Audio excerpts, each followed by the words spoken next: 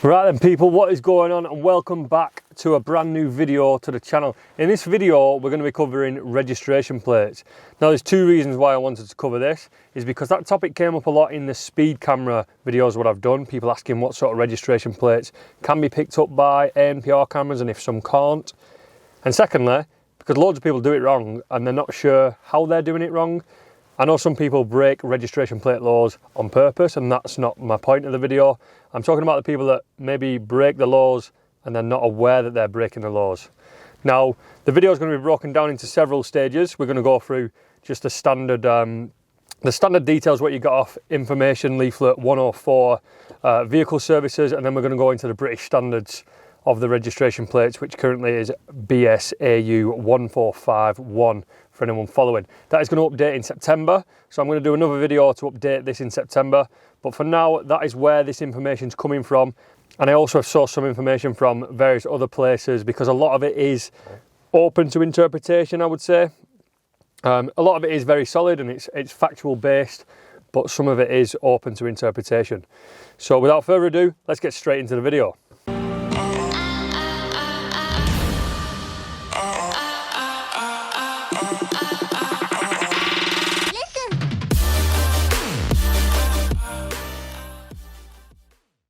Right then, so as I've already said, information 104 vehicle services, or INF, I'm assuming that means information. That is where a lot of this information is coming from. So to start with, all registration plates need to be in the font Charles Wright. Now there's two types of Charles Wright, there's an old one and a new one. We use the new one for new registration plates. So if you are getting a new registration plate, it needs to be in that font. So next we're going to go into personalised plates, and just a point on personalised plates, when you purchase a personalised plate, you don't purchase the plate itself. You purchase the right to apply that to your vehicle.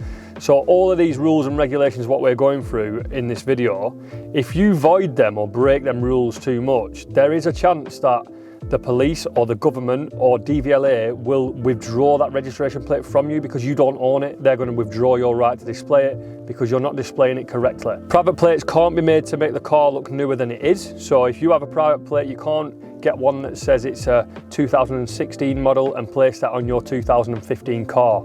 That is to stop deception, of course. So you can only place a private plate on a vehicle that is older than the current vehicle or to the same year. Obviously that doesn't matter as much with suffix and prefix registration plates, because the type of plates what I'm talking about, what dictates the year, are the ones with the numbers, the year numbers in between. And if you're old and bold or you're well into your cars, you'll appreciate that the old style of registration plates, the A to Y, they dictate a year as well. Yeah, of course they do. And I mean, you do follow that same rule, you can't use that, but I'm more so focused on the newer style of registration plates in this video. Another one, and my friend got caught out doing this, if you sell a registration plate with the car, it's gone, it's not yours. When you place it onto a car, it's onto that car, and whoever buys that car then buys the rights to apply that registration plate. So if you're doing a deal and the guy says, oh, it's all right, we'll sell it and I'll transfer the registration plate afterwards, probably don't, unless you know him, yeah, don't trust him. A friend of mine lost a registration plate which was quite personal to him. It meant something to him. The guy that bought the car and kind of scammed him out of his registration plate, obviously it meant nothing to him. It was just another £250 DVLA registration plate that he was going to sell on for a profit. So do consider that when you're swapping your cars and you've got your private plate on. You need to pull that off onto a retention certificate and then apply that onto your new vehicle when you get it. A lot of dealers, if you're buying from a dealer, they'll do that for you. That's a service they provide. So yeah, definitely consider that when you're selling your vehicle. So next we're going to go into the format of number plates, and like I said, we're going to cover the newer style of number plates and not the older style of number plates. You will be able to get all this information off the internet or from the documents that I've told you. However, we'll go into the newer style of number plates. So the first two digits in the number plate, those identify, it's called a memory tag, but for me and you, it's the location of where the vehicle was first registered. Now in the UK, a number plate is assigned to a car and it's just left with that car for the duration of its life unless you put a private plate on it. But this is dictated of where that vehicle was first registered. So if you buy one from Birmingham, you will have the Birmingham memory tag on that vehicle, no matter where that vehicle is in the country. You could buy a car from Birmingham and you could be the second owner and live in Aberdeen. It will still maintain the Birmingham tag. The second two is the age identifier. Now, these come in two formats. We split the year into two halves. So it's September to March, and then again, March back to September. Let's take, for example, we're working in 2002 for this example. O2 would be the first half of the year, so March to September, and then 52 would be the second half of that year, so September to the next March, which is when O3 would then take effect. And the last three letters, they are totally random. That is just something to bolster out the number so we don't run out of variations of registration plates. So next we're going to go into custom number plates. Now, 9 times out of 10, someone with a custom number plate will have a private registration plate themselves, but some people like to customise their number plates on their standard registration plate. They believe it makes the car look a bit more tidier. And yeah, it kind of cleans the car up a little bit if you've got a better looking registration plate. So we're going to go into some of the things that you need to consider when you're getting a custom registration plate. Now, of course, I think it goes without saying, we've already covered it, you need to have that Charles Wright font. Now, there are variations of the Charles Wright font that you might get away with, but if someone's out there to penalise you and you have a variation, you can still get in trouble for it. Now, you see some people, and I've got an example here of some like italic fonts or a completely different font. I'm not a big fan of them. I think they look sharp personally, but some people like them. And you're just asking for trouble. Putting italic fonts on your car, you're asking for trouble. I know that from experience. My dad had italic fonts on an old car of his. He drove it for years with these italic fonts, never got pulled over. Borrowed his car for one day, got pulled over, got a fine. It's not worth it in my opinion for that. And there are some of these rules that I think are worth breaking for me personally. Of course, from a professional standpoint, none of them are worth breaking, but some of them are definitely more rebellious than others. But when I get to the ones that I don't mind breaking, I'll definitely let you know which ones they are. So next is the dimensions. Now, dimensions is something where I don't mind bending the rules a little bit to suit me. Now, of course, you won't catch any of my vehicles without a non-standard registration plate, but back when I was younger and a rebellious person, I did bend these rules quite a lot. So I'm just going to run through the dimensions here. I'll put them up on the screen as well, so you can screenshot it if you are getting plates made and you want to make sure that they conform to the current stipulation. So all characters must be 79 millimeters tall. They must be 50 millimeters wide, except for ones or eyes. They can obviously be narrower because they're a small letter. The stroke or the thickness of the font must be 14 millimeters wide. There is 11 millimeters between each character, and there's a 33 millimeter space between each block of characters. So between the age identifier and your random letters on a standard plate, there's to be a 33 millimeter gap there. If you're running a square plate, there must be a 19 millimeter space between the top line and the bottom line. And then finally, one of the most important ones I think is the 11 millimeters left, right and top and bottom of the plate. You need to have at least 11 millimeters. And this is where a lot of people get it wrong, including police officers.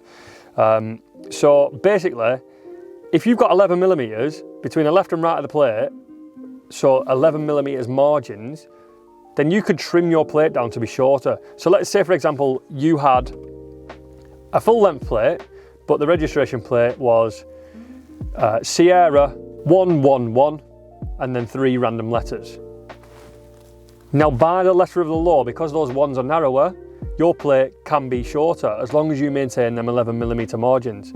Now, maybe some police are on side with this, but I mean, you can download, I've got this document on my phone, you can download it as a PDF, and it does say it's black and white. Some of this is open to interpretation, but that is not. So you can run a shorter plate. And what that brings me into there is you can run different sizes of plates and different shapes of plates. I know from the enduro scene is people get quite funny about flexible registration plates, and they're sometimes funny sizes because people use them as double up as like a kind of a mudguard, so they extend them slightly. And I know that is always like a bit of a grey area in the enduro scene. However, as long as you've got the minimum of 11 millimeter margins, you should be sound. You can take, for example, some of the Range Rovers and old Rovers. They have registration plates that fill a recess. They are oddly shaped. They would not go on any other car. They are designed simply for that car. They fill a recess and the margins are massive. And that just goes to show that you can have any size of plate as long as you are meeting those minimum standards.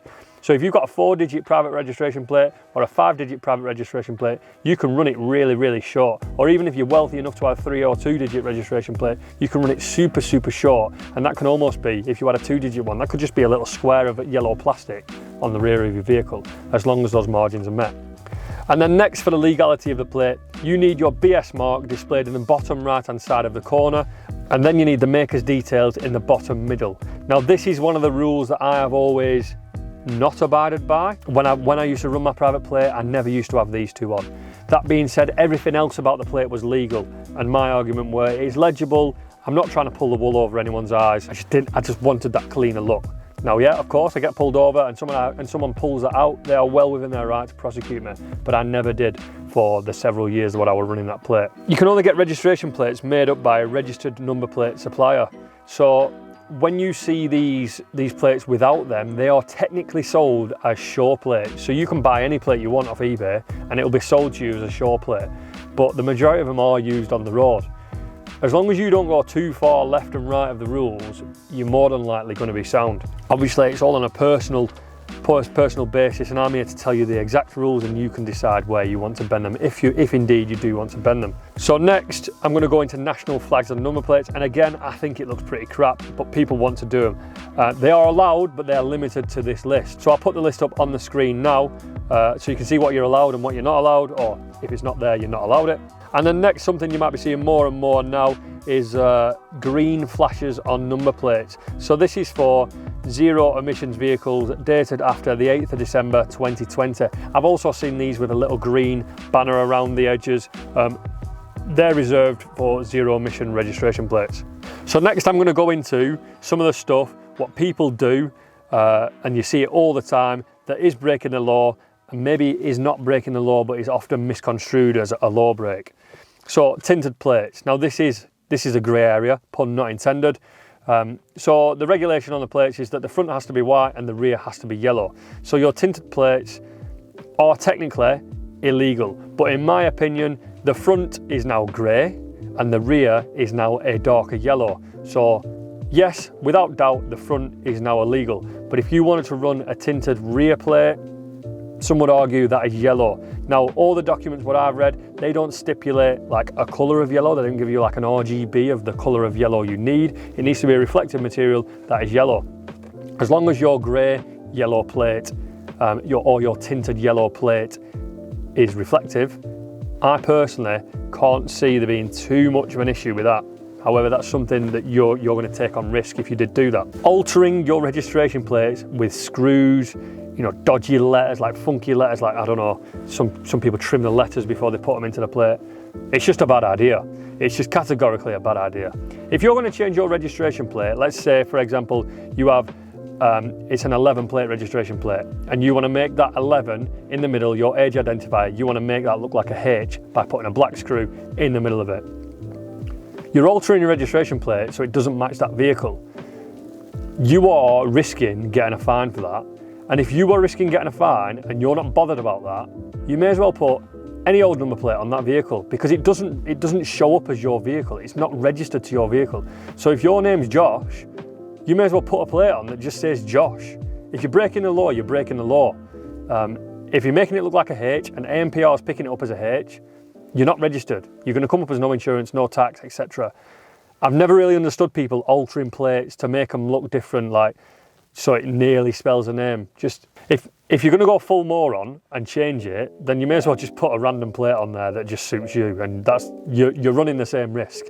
The bottom line is, the plate you got on is illegal, you're not meant to have it on, and you're going to get a fine when you get pulled. That's it. I mean, I personally wouldn't do it, and I wouldn't run a plate that's not registered as a vehicle. And every time I broke a slight rule with registration plates, I always make sure that it's legible, and I'm not trying to pull the wool. And I think these rules are kind of broken into two categories. You've got people that go full moron and hide from the law, and then people that just like to personalise things and make their vehicle a bit more unique. 3D and 4D plates. Now, this is beyond me. I don't know how someone's managed to squeeze a plate into the fourth dimension, but what I mean by 4D is that it's an actual 3D. So I think in terms of registration plates, people consider 3D as a 2D plate with a shadow around it. And then people consider 4D plates as a plate with letters stuck on, either acrylic cutouts or they are like plastic domed letters. Now, in this guide, you are allowed 3D plates. It does not mention 4D plates. To me, a 4D plate is a 3D plate. It's not in the fourth dimension. So if you get pulled over and a police officer is telling you that's a 4D plate and you're only allowed 3D plates, and by that it means shadows, then it is open to interpretation. And the fact that some of these number plate suppliers that are on this recommended suppliers list offer 4D plates tells me that they are perfectly fine, because they wouldn't be on that list if they were supplying dodgy registration plates. I've seen people get fines for it, I've seen people contest fines and get away with it, and I don't think it's an issue. If you are running a 4D plate, I would definitely say, I hate saying 4D, it grills me, but I would definitely say make sure everything else about that plate is in check. Because if you did get pulled over and he wants to do you for his 4D plate rule, what he's made up, and he can't do you for that, and you haven't got a BS marking, he's just going to do you for that instead. Display locations.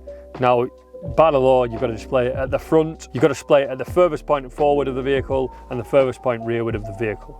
Now, this is definitely been changed over years, and the rule has not been updated because quite often they are not at the furthest forward point and the furthest rearward point. But one thing I would say is wherever it comes as standard on that vehicle is where you should run it. So some Alfa Romeos, for example, they run them on like the left hand side of the vehicle, or is it the right? I'm not entirely sure, but they definitely don't run them centered. If you're going to get an Audi and remove that plate and put it on the side, not only does it look crap because you've got a registration plate holder in the middle and you've just now got an empty plate holder and you've got a stuck-on plate on your bumper, it technically is illegal. And obviously it goes without saying, taking your number plate off and sticking it in your windscreen, it is illegal. But yeah, don't do that. I see that all the time. People take a registration plate off their Audi grille, they leave the plate holder there, or some of them go the extra mile and remove the plate holder, but then you've just got a visible bumper bar.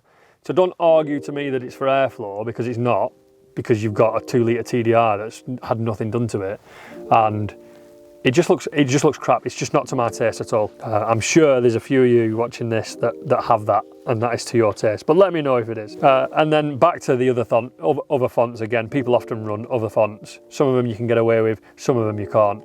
But also sizing of plates. People sometimes go down just one size, and to the normal eye, you're not going to notice it. It's only really enthusiasts that'll notice it, but it does tidy up vehicles. I know for sure on motorbikes, I sometimes run smaller plates, or did before I were making YouTube videos, and I just think that it does tidy up the rear end a little bit, but again, when I have ever done that, I've made sure everything else is in check. If you know of any other things that people do that I've not listed on this, that might be a question, because a lot of this has come from questions on my previous videos and just the research what I've done on certain forums, then drop them in the comments below, and I might, if enough information comes out, I might do an update to this video, or I might chuck it in the update what I do when September comes and we're releasing all the new registration plate data. If you have liked the video, then please do not forget to like and subscribe. If you do like these videos when I go into rules and regulations, they seem to be my most popular ones at the moment, certainly with the speed camera one. The speed camera one's my most popular video. So if you are digging these videos, let me know and I'll do more of them. There are certainly other topics that I would like to cover, so let me know and I'll try and do more of these. Like I say, everything what I've got is either from that book or it's based off my own experience and my own opinion. Use this information as you see fit. I would definitely recommend reading the manuals what I provided to you at the beginning of the video. But that's it from me, guys, and I'll catch you in the next video.